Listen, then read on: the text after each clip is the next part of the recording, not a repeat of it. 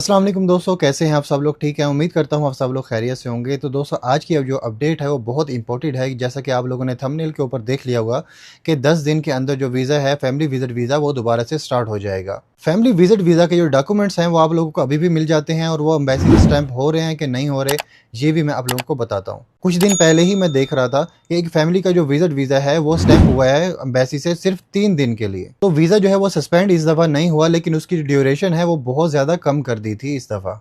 तो अब देखना ये है कि ईद के बाद जो दोबारा से वीज़ा जो है वो एम्बेसी में कब स्टैंप होना शुरू हो जाएगा, और ईद के बाद आप लोग कब वीज़ा अप्लाई कर सकते हैं। अब इसको समझने के लिए हमें जो लास्ट ईयर की जो डेट्स हैं वो उनको देखना पड़ेगा कि लास्ट ईयर में वीज़ा जो है वो कब सस्पेंड हुआ था और बाद में जो है वीज़ा कब ओपन हुआ था। पूरी डिटेल से आप लोगों को इस वीडियो में बताऊंगा। उसके अलावा दोस्तों, जो लोग भी मुझे व्हाट्सएप पे मैसेज कर रहे हैं उनसे मेरी रिक्वेस्ट है कि प्लीज़ अगर आप लोग मेरे सब्सक्राइबर हैं तो आप मेरे चैनल को सब्सक्राइब करके उसका स्क्रीनशॉट बना के मुझे लाजमी सेंड कर दिया करें, ताकि मुझे पता चल जाएगा कि आप मेरे सब्सक्राइबर हैं, और सब्सक्राइबर को जो है फर्स्ट प्रायोरिटी ही दी जाएगी। अभी तक जिन लोगों का मैसेज का रिप्लाई मैं नहीं कर सका, उनकी वजह यही थी कि मुझे नहीं पता कि वो यूट्यूब से आए या वैसे मुझे मैसेज कर रहे हैं। और आपने अपना वीज़ा का स्टेटस चेक करवाना है तो बेशक आप मुझे मैसेज कर सकते हैं, तो मैं आपका वीज़ा का जो स्टेटस है वो चेक करके बता दूंगा। तो आपके वीज़ा के जो स्टेटस है वो इस टाइम पे क्या है, और इसकी कोई फीस नहीं है, बिल्कुल फ्री है। इसकी फीस सिर्फ यही है कि मेरे चैनल को ज़रूर सब्सक्राइब कर दें। तो दोस्तों, अब चलते हैं वीडियो की तरफ। तो उस हवाले से स्क्रीन के ऊपर आप देख सकते हैं कि लास्ट ईयर का जो पूरा रिकॉर्ड है वो मैंने यहाँ पे शो कर दिया है। अब सबसे पहले ये देखें कि लास्ट ईयर को जो वीज़ा सस्पेंशन हुई थी वो हुई थी 13 अप्रैल 2025 को, और उसमें जो है 14 कंट्रीज जो है वो शामिल थी, जिसमें पाकिस्तान, इंडिया, बांग्लादेश भी शामिल थी। तो इन 14 कंट्रीज के लिए जो वीज़ा है वो सस्पेंड हो चुका था। अब यहाँ पे आप लोगों ने ध्यान से देखना है कि जब ये सस्पेंशन हुई थी ये हज से पहले 52 डेज पहले हुई थी। लास्ट ईयर में जो हज की डेट थी वो 4 जून 2025 थी, और फैमिली विजिट वीजा की जो सस्पेंशन डेट थी वो 13 अप्रैल 2025 थी। तो इन दोनों डेट्स का जो गैप है वो 52 डेज ही बनता है। और ये गैप मैं आपको क्यों बता रहा हूँ, क्योंकि आगे जाके आपको इस चीज की समझ आ जाएगी। आपने ये 52 डेज का जो गैप है ये अपने माइंड में लाजमी रखना है। अब यहाँ पे एक और बात नोट करने वाली है कि जब हज स्टार्ट हुआ था वो 4 जून 2025 को, और जो ईद का तीसरा दिन था वो 8 जून 2025 था। यानी 4 जून में अगर आप मजीद 4 दिन ऐड करें तो वो बनता है 8 जून 2025। स्क्रीन पे आप देख सकते हैं मैंने बहुत ही इजी तरीके से यहाँ पे लिखा हुआ है ताकि आप लोगों को समझ आ जाए। अब 4 जून को हज स्टार्ट हुआ था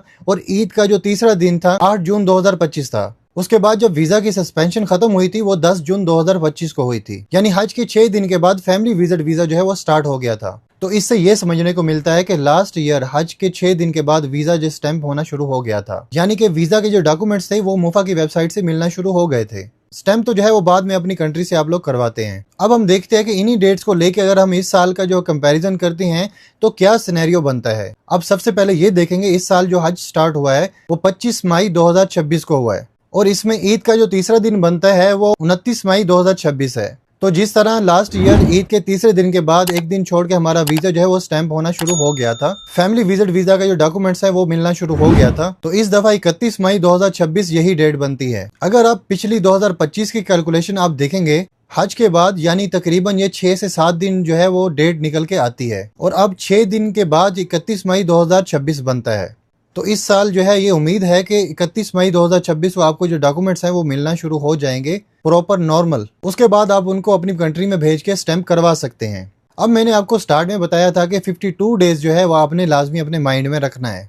52 डेज देखें, इस दफा भी आपको जो एक्सटेंशन मिली थी फैमिलीज को, जितनी भी फैमिलीज यहाँ पे सऊदी अरेबिया में आई हुई थी उनका वीजा चाहे वो 30 डेज का था या फिर 60 डेज का था या फिर 90 डेज का था, उनको जो लास्ट जो है मैक्सिमम एक्सटेंशन मिली थी वो 3 अप्रैल 2026 थी। अब 3 अप्रैल 2026 जो डेट है ये वही डेट 52 डेज पहले बनती है हज से। इस दफा जो हज स्टार्ट हो रहा है 25 मई 2026, और अगर आप इसमें माइनस करेंगे 52 डेज को तो वही 3 अप्रैल 2026 बन के आती है, जहां तक आपको लास्ट एक्सटेंशन मिली थी। उसके बाद जो है वो कुछ टाइम के लिए ग्रेस पीरियड मिला था। वो तो आप लोगों को पता है कि वो मिडिल ईस्ट की जो सिचुएशन थी उस टाइम पे सूरत हाल थी वो अच्छी नहीं थी, थोड़ी खराब थी वॉर की वजह से, जिसकी वजह से जो वो ग्रेस पीरियड वो मिला था, अदरवाइज वो नॉर्मल एक्सटेंशन नहीं थी। और इस चीज को देखा जाए तो 52 डेज का जो गैप है वो इस साल भी इन्होंने मेंटेन किया है। जिस तरह इन्होंने लास्ट ईयर में मेंटेन किया था 2025 में, इसी तरह इन्होंने 2026 में भी सेम जो गैप है वो मेंटेन किया है। तो इस बात से ये प्रूफ होता है कि जिस तरह इन्होंने 52 डेज का गैप जो है मेंटेन किया वीजा सस्पेंड का, तो आप इसी को लेके चलें तो वीजा ओपन होने की जो डेट है वो हज के बाद 6 दिन के बाद बनती है। यानी हज के 6 दिन के बाद जो है वीजा स्टार्ट होना चाहिए। तो मैं आपको फिर बता देता हूँ, इस दफा हज जो है वो 25 मई 2026 है और 6 दिन के बाद जो है 31 मई 2026 बनता है। तो अब इसके 99% चांस है कि जो वीजा है ईद के 4 दिन के बाद जो 5वां दिन होगा,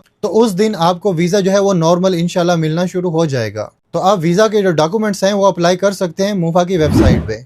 तो मैं इसी पे जो है मजीद आप लोगों के साथ अपडेट जो है वो शेयर करता रहूंगा। आप लोग चैनल को लाजमी सब्सक्राइब कर लीजिएगा। अब सबसे बड़ा सवाल ये है कि इस दफा विजिट वीजा जो है वो कौन सा मिलेगा, सिंगल एंट्री मिलेगा या फिर मल्टीपल एंट्री मिलेगा। तो देखें, इसके हवाले से कोई भी ऑफिशियल अपडेट जो है वो नहीं आई। हमारी पूरी उम्मीद है और दुआ है कि मल्टीपल एंट्री वीजा जो है वो दोबारा से स्टार्ट हो जाए, क्योंकि उसको 1 साल के बाद भी एक्सटेंड कर सकते हैं और उसमें मल्टीपल एंट्रीज होती हैं, यानी कि आप अपने मुल्क जा सकते हैं फिर वापस भी आ सकते हैं इजीली, कोई इसमें जो है रोक टोक नहीं होती। लेकिन सिंगल एंट्री वीजा जो है उसमें ये सब नहीं होता। तो दोस्तों, मुझे उम्मीद है कि आप लोगों को ये इन्फॉर्मेशन जो है वो पसंद आई होगी। अगर आप लोगों को ये इन्फॉर्मेशन जो है पसंद आई हो तो इस वीडियो को प्लीज लाइक कर दें, शेयर कर दें और इस चैनल को जरूर सब्सक्राइब कर दें और बेल आइकन को दबा के ऑल पे क्लिक कर दें, ताकि इस तरह की इन्फॉर्मेटिव अपडेट जो है आप लोगों को टाइम पे मिलती रहेगी।